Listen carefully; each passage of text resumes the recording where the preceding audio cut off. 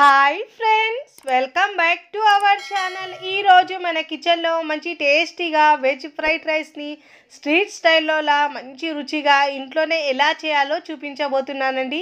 ఇలా veg fried rice చేస్తే చాలా అంటే చాలా బాగుంటుందండి.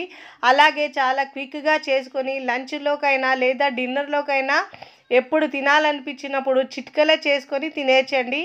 ఈవినింగ్ లంచ్ బాక్స్లో చాలా త్వరగా చేసుకోవచ్చండి. మీరు కూడా ఒక్కసారి నా స్టైల్లో ఈ వెజ్ ఫ్రైడ్ రైస్ని ట్రై చేయండి. చాలా చాలా బాగుంటుందండి.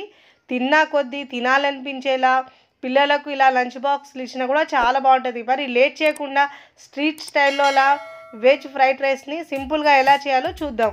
ముందుగా స్టవ్ మీద ప్యాన్ పెట్టుకోవాలండి. దాంట్లో 2 నుంచి 3 టేబుల్ స్పూన్ల ఆయిల్ వేసుకోవాలండి. ఆయిల్ బాగా వేడెక్కిన తర్వాత దీంట్లో ఇప్పుడు ఒక మీడియం సైజు ఆనియన్ తీసుకోవాలండి, కట్ చేసి వేసుకోవాలి.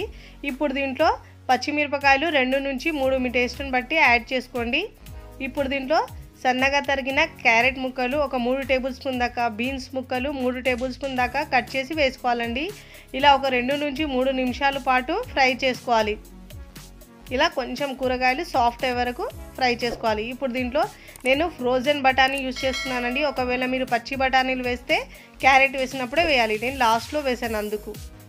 ఇలా బాగా మిక్స్ చేసుకున్న తర్వాత ఇప్పుడు హాఫ్ టీ స్పూన్ అల్లం వెల్లుల్లి పేస్ట్ వేసుకోవాలండి. వేసి ఇలా పచ్చి స్మెల్ పోయే వరకు ఫ్రై చేసుకోవాలి. ఇప్పుడు దీంట్లో రుచికి సరిపోయినంత ఉప్పు వేసుకోవాలండి. ఇలా వేసి ఒక 2 నుంచి 3 నిమిషాల పాటు ఫ్రై చేసుకోవాలి. ఇలా ఫ్రై చేసుకున్న తర్వాత ముందుగా నేను ఇక్కడ కుక్కర్లో ఒక గ్లాసు బియ్యంని ఉడికించుకున్నానండి. ముందుగా రైస్ని వండుకున్నాను. ఇక్కడ నేను కుక్కర్లో ఒక గ్లాస్ బియ్యానికి మనము 1.5 గ్లాస్ వాటర్ వేసి పొడి పొడిగా అవుతుందండి అన్నం ఇలా చేసుకుంటే. ఇప్పుడు దీంట్లో వేసుకున్న తర్వాత దీంట్లో ఒక 2 నుంచి 3 టేబుల్ స్పూన్ దాకా సన్నగా తరిగిన కొత్తిమీర వేసుకొని బాగా మిక్స్ చేసుకోవాలి. ఇలా బాగా కలుపుకోవాలండి.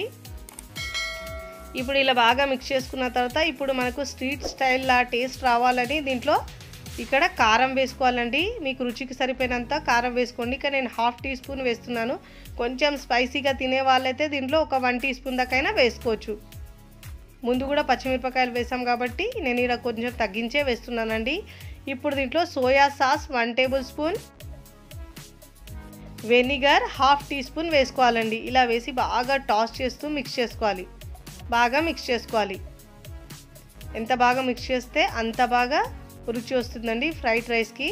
ఇలా బాగా మిక్స్ చేసుకున్న తర్వాత ఇప్పుడు సర్వింగ్ ప్లేట్లో సర్వ్ చేసుకోవాలి.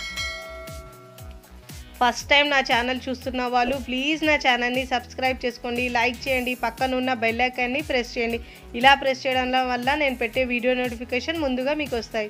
సర్వింగ్ ప్లేట్లో సర్వ్ చేసుకోవాలండి. ఇలా చూస్తేనే తినాలనిపించేలా చాలా బాగుంటుందండి. లంచ్లోకైనా డిన్నర్లోకైనా లేదా పిల్లలకు లంచ్ బాక్స్లో ఇచ్చినా కూడా చాలా ఇష్టంగా తింటారు, మళ్ళీ కావాలంటారండి. అంత బాగుంటుంది. స్ట్రీట్ స్టైల్కి మించిన రుచి మనం ఇంట్లోనే ఈజీగా చేసుకోవచ్చండి. అంత సూపర్గా ఉంటుంది. చూడ్డానికి కాదండి, తింటే దానికంటే రుచి ఉంటుందండి. అంత బాగుంటుంది. మీరు కూడా ట్రై చేయండి. ట్రై చేసి ఎలా కుదిరిందో నాకు కామెంట్ ద్వారా తెలియచేయండి. వీడియో నచ్చితే లైక్ చేయండి, ఫ్రెండ్స్ ఫ్యామిలీకి షేర్ చేయండి.